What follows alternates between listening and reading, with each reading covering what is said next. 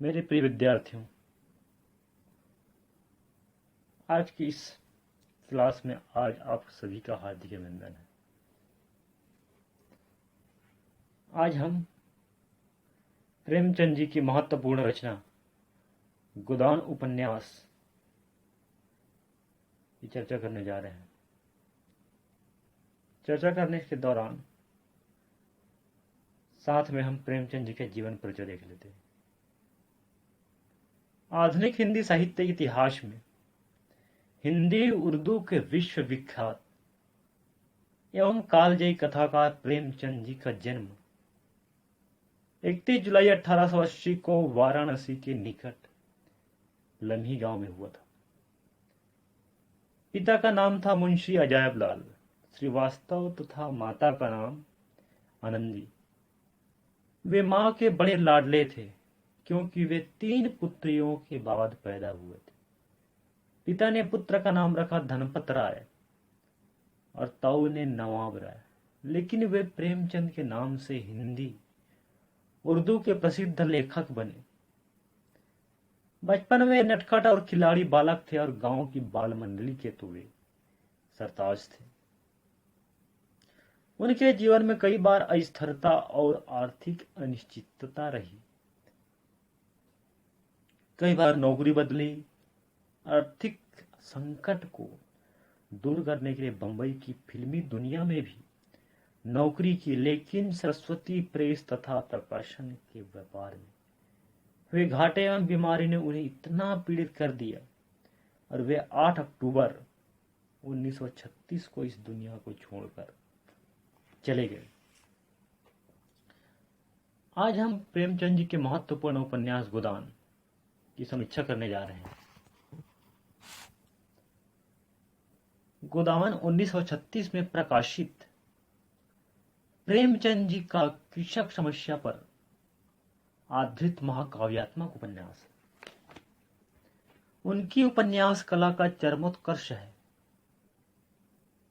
किसान का शोषण कितने मुहानों पर और किस प्रकार होता है, इसका चित्रण गोदान में होरी की कथा के माध्यम से किया गया है।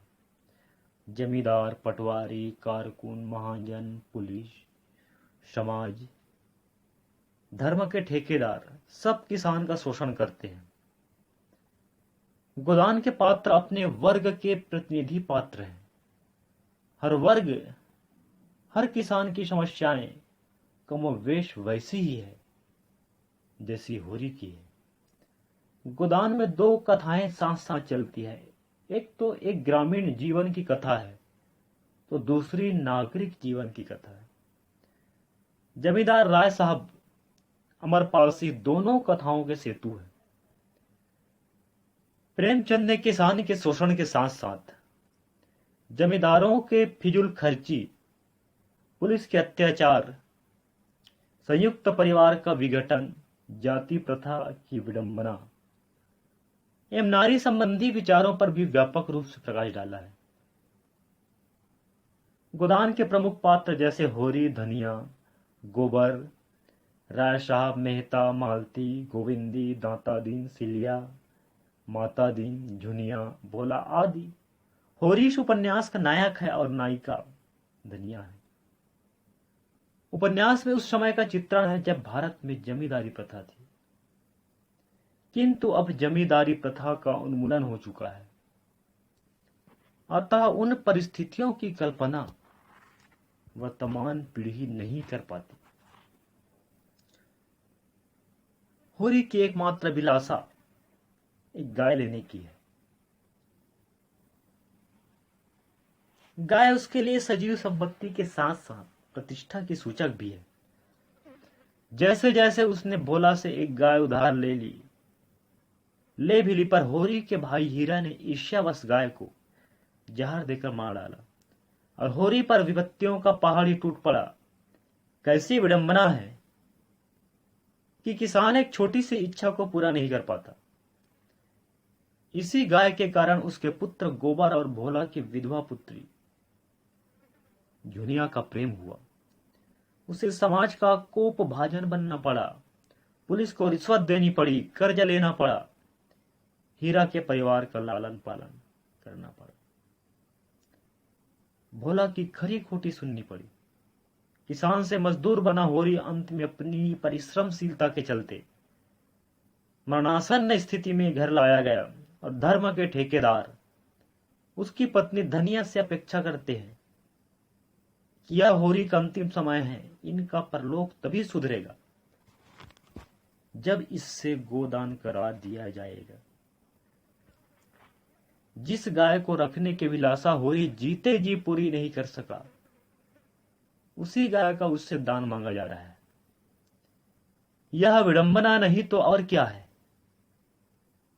किसान के जीवन की इस ट्रेजेडी को ही गोदान में प्रस्तुत किया गया।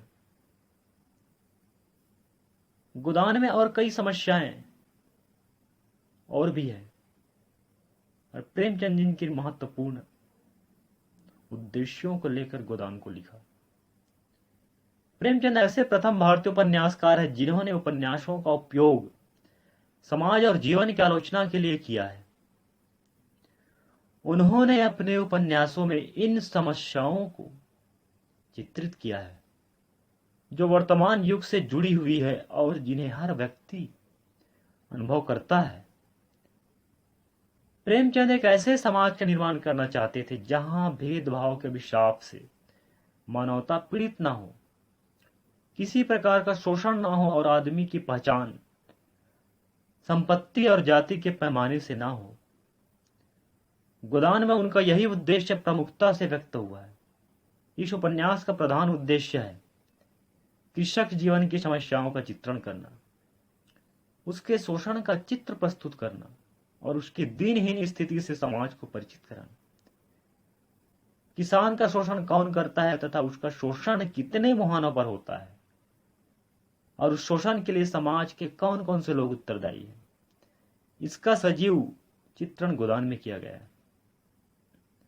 गोदान की समस्याओं और उद्देश्यों का विवेचन किया जाए तो हमें कई समस्याएं इस गोदान में उभर कर आती है, जैसे कृषक जीवन की विसंगतियों का चित्रण। गोदान की रचना कृषक जीवन से जुड़ी हुई समस्याओं का चित्रण करने के लिए की गई है। होरी कृषक वर्ग का प्रतिनिधि पात्र है। उसके जीवन की ट्रेजेडी हर किसान के जीवन को प्रस्तुत करती है। जब भारत में जमींदारी प्रथा थी तो किसान उनके शिकंजे में कसा हुआ था। जमींदार, कारकुन, पटवारी, सुदखोर, महाजन आदि तो उसका शोषण करते ही है। इसके अतिरिक्त तब पुलिस, व्यापारी, धर्म के ठेकेदार, समाज के ठेकेदार भी उसका शोषण करते हैं। यह कैसा विरोधाभास है जो किसान के सारे संसार के लिए अन्न उपजाता है और वही खुद भूखा है। यह भी विडंबना ही है कि अपने शोषकों के बारे में होरी जैसा किसान अच्छी तरह जानता है, फिर भी रूढ़ियों और संस्कारों से बंधा हुआ होने के कारण वह उनके प्रति क्रोधाभिभूत नहीं हो पाता। इस शोषण के लिए वह अपने भाग्य को दोषी मानता है। गोबर को समझाता हुआ कहता है कि छोटे बड़े भगवान के घर से बनकर आते हैं, संपत्ति बड़ी तपस्या से मिलती है, उन्होंने पूर्व जन्म में जैसे कर्म किए हैं उनका आनंद भोग रहे हैं। किसानों के शोषण का कारण है उनकी संस्कार, रूढ़िवादिता और संगठन का अभाव। वे एक दूसरे से ईर्ष्या करते हैं और इसलिए बैल की तरह जमींदारों के हल में जुटे रहते हैं। जमींदार को किसान से लगान वसूलने का जायज हक है, किंतु वे नाजायज रूप से नजराना लेते हैं, जुर्माना वसूल करते हैं, इजाफा लगान लेते हैं और किसानों से बेगार कराते हैं। राय साहब अमरपाल सिंह वैसे तो किसानों के शुभेच्छु बनते हैं, किंतु स्वार्थ नहीं छोड़ सकते। उनकी कथनी और करनी एक ही है। आगे हम शोषण के विविध रूपों का चित्रण देखते हैं। किसान का शोषण जमींदार तो करता ही है, किंतु इस शोषण चक्र में और भी कई लोग शामिल हैं। गांव के महाजन और साहूकार भी किसान की मजबूरी का लाभ उठाकर ऊंची दर पर ब्याज वसूल करते हैं। साहूकार के सूद की दर 1 आना रुपया से लेकर 2 आना रुपया तक है, जो 75% वार्षिक से 150% तक जा पहुंचती है। किंतु किसान मजबूर है, कर्ज लेने को विवश है, कभी खाद के लिए, कभी बीज के लिए, कभी बैल के लिए, तो कभी लगान चुकाने के लिए, तो कभी सामाजिक दंड की भरपाई के लिए। होरी कहता है, कितना चाहता हूं कि किसी से 1 पैसा कर्ज ना लूं, लेकिन हर तरह का कष्ट उठाने पर भी गला नहीं छूटता। सच तो यह है कि कर्ज वह मेहमान है जो एक बार आकर फिर जाने का नाम नहीं लेता। होरी को लगता है कि इसी तरह उस पर कर्ज का सूद बढ़ता जाएगा और एक दिन उसका घर द्वार सब नीलाम हो जाएगा। उसके बच्चे निराश्रित होकर भीख मांगते फिरेंगे। अगर संतोष था तो यही कि वह विपत्ति अकेले उसी तरह की स्थिर न थी। प्रायः सभी किसानों का यही हाल था। समाज और धर्म भी किसान का शोषण करने में पीछे नहीं है। झुनिया को घर में आश्रय देने पर गांव के भाग्य विधाताओं ने 100 रुपया दंड और 30 मन अनाज जुर्माने के रूप में वसूल लिया। दाता दीन जैसे धर्म के ठेकेदार भी किसान को शोषण करते हैं। मृत्यु के अवसर पर होरी से गोदान की अपेक्षा करने वाले ये तथाकथित धर्म के ठेकेदार समाज के मुंह पर तमाचा मारते हुए से प्रतीत होते हैं।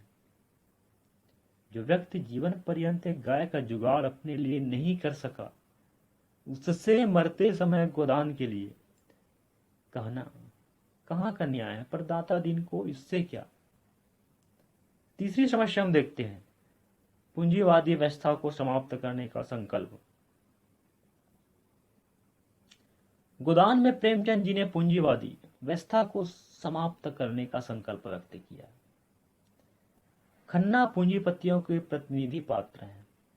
शोषण की प्रक्रिया नगर और गांव में समानांतर रूप से चलती रहती है। गांव में जमींदार किसान का शोषण करता है तो नगर में मिल मालिक और पूंजीपति मजदूर का शोषण करके अपने सोने की लंका खड़ी करते हैं। प्रेमचंद को यह स्पष्ट दिख रहा था कि यह शोषण अब अधिक दिनों तक चलने वाला नहीं है। राय साहब को भी इसका आभास हो गया था कि जमींदारी प्रथा अब समाप्त होने वाली है। वे कहते हैं, लक्षण कह रहे हैं कि बहुत जल्द हमारे वर्ग की हस्ती मिट जाने वाली है। आगे हम प्रेमचंद जी की समस्या और उद्देश्य को हम चर्चा करते हैं। सेवा का आदर्श। प्रेमचंद जी ने गोदान में सेवा का आदर्श प्रस्तुत करते हुए जो विचार उपस्थित किए हैं वे लोक कल्याण की दृष्टि से अत्यंत उपयोगी। दौलत से आदमी को जो सम्मान मिलता है वह उसका सम्मान नहीं है, उसकी दौलत का सम्मान है। सच तो यह है कि दौलत व्यक्ति में अहंकार उत्पन्न करती है और उसके हृदय से सेवा, करुणा जैसी सद्वृत्तियां समाप्त हो जाती है। प्रेमचंद जी ने गोदान के पात्रों के माध्यम से सेवा के महत्व को प्रतिपादित किया है। सेवा और परोपकार में मेहता जी का दृढ़ विश्वास है। मालती भी उन्हीं की प्रेरणा से अपने स्वभाव को बदल लेती है। अब उसमें आश्चर्यजनक परिवर्तन आ गया है। गरीबों को बिना फीस लिए दवा देती है। वह सेवा का आदर्श प्रस्तुत करती है। प्रेमचंद जी सेवा का कर्मयोग कहते हैं। पांचवा हम देखते हैं सामाजिक क्रांति में नारी का योगदान। प्रेमचंद की मान्यता है कि समाज में परिवर्तन लाने के लिए नारी को अपनी भूमिका का निर्वाह सही ढंग से करना हो। नारी की सहायता के लिए बिना सामाजिक क्रांति असंभव है। मेहता जी ने नारी के संबंध में जो विचार गोदान में व्यक्त किए वे इसी धारणा को पुष्ट करते हैं। नारी का कार्य क्षेत्र बहुत विस्तृत है।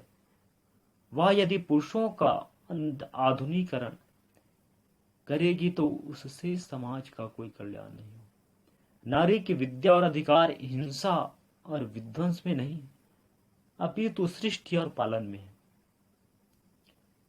वे कहते हैं नहीं, अपने को मिटाने से काम नहीं चलेगा। नारी को समाज कल्याण के लिए अपने अधिकारों की रक्षा करनी पड़ेगी। प्रेमचंद जी ने गोदान में धनिया के रूप में एक ऐसे नारी पात्र की परिकल्पना की है जो अपनी दृढ़ता, साहस और कर्मठता से समाज को हिला देती है। आगे हम प्रेमचंद जी ने यहां संगठित समाज की परिकल्पना भी की है। प्रेमचंद का मत है कि शोषण का विरोध संगठित होकर ही किया जा सकता है। संघर्ष करने से व्यक्ति और समाज की स्थिति बदलती है। दलित शोषित वर्ग अपने बीच में से ही अपना नेता पैदा करे और संगठित होकर अपने उद्धार का मार्ग प्रशस्त करे। प्रत्येक व्यक्ति और समाज को अपना संघर्ष स्वयं करना होता है। तुच्छ स्वार्थों के वशीभूत होकर कुछ लोग समाज की एकता को भंग करना चाहते हैं। इस प्रवृत्ति का अंकुश लगाना होगा। संगठन में शक्ति है, अकेला इंसान कमजोर होता है। अतः मिलकर संघर्ष करने पर विजय प्राप्त की जा सकती है। गोदान में भोला इसी बात पर बल देता हुआ होरी से कहता है कि हमारा शोषण इसलिए होता है क्योंकि हम में से एक नहीं है। हम एक दूसरे से ईर्ष्या करते हैं। प्रेम और भाईचारा की भावना समाप्त हो गई। प्रेमचंद जी ने कल्याणकारी समाज की परिकल्पना भी गोदान में करते हैं। वे गांधीवादी राम राज्य को लाना चाहते हैं। वे एक ऐसा समाज बनाना चाहते हैं जिसमें न अन्याय हो, न अत्याचार, न आतंक हो और न अंधविश्वास। इस विवेचन के आधार पर